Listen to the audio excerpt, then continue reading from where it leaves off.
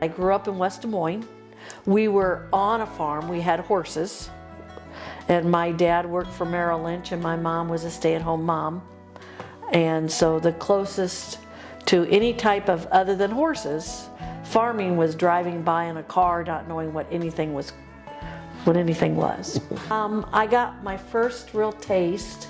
We were dating and it was 1977. And we farmed this 80 acres right across the gravel road. And back then, Craig would always go half of it corn and half of it beans. And so he had asked me to come down to walk beans.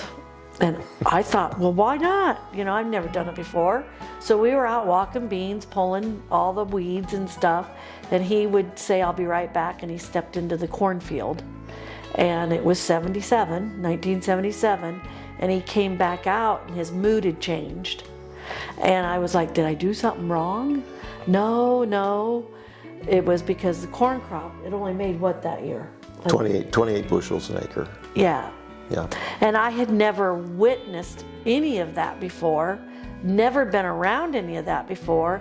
And that was my real first taste how weather, Mother Nature can really affect and hurt or help agriculture. We have 2 children, our son Adam, and he's 42, and our daughter Abby, she is 37. 7 now, yeah. And Adam farms with us, and then our daughter, she works in Des Moines, and we're very fortunate because all of our 7 grandkids live within, well, the oldest doesn't, but the other 6 within 3.5 miles of here. So our daughter has 3 with her husband and our son has 4 with his wife. And we see them a lot. We have them a lot. And I can't ask for anything better than that. That's the joy of it. We were very ambitious and energetic to build our farm operation after we got married in 1978.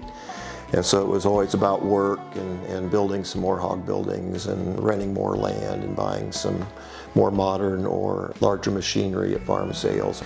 Times started to get pretty tough in agriculture. My father passed away in 1982 suddenly of a heart attack.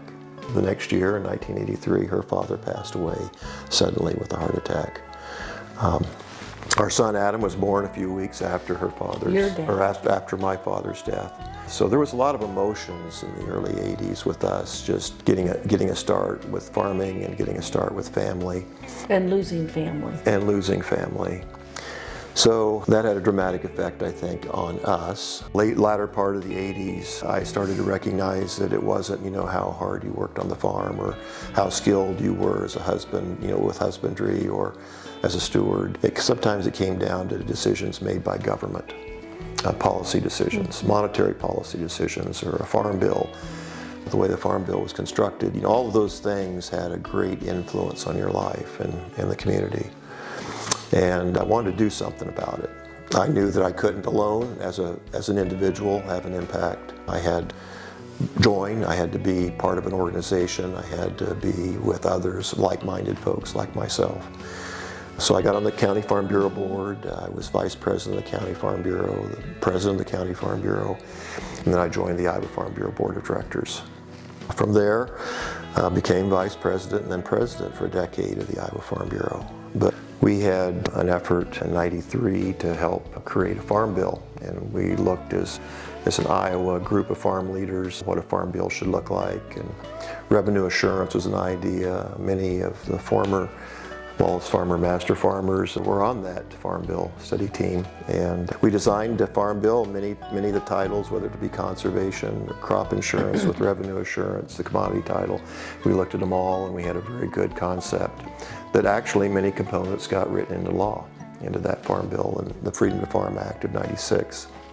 So being there, being a part of that, not that I guided the ship at all, but I was there and had a voice and I had an opportunity to be in the room. We've gotten it together, but we couldn't have gotten there without the 2 of us working together. Yeah. And You know, I never thought about getting an award for just wanting to do something that you love and you enjoy doing and you just work. So to think I'm getting an award for something I love makes it even special.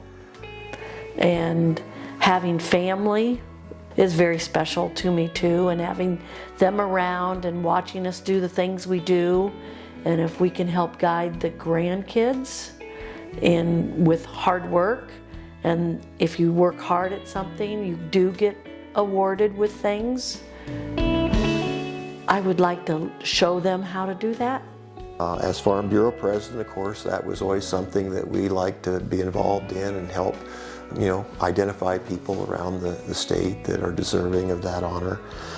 So I never really thought of myself in that same frame, but Bill Northey, a very, very good friend of mine, called and wanted to nominate me, and I thought so much of Bill that, so it's a huge honor. It's really, really humbling.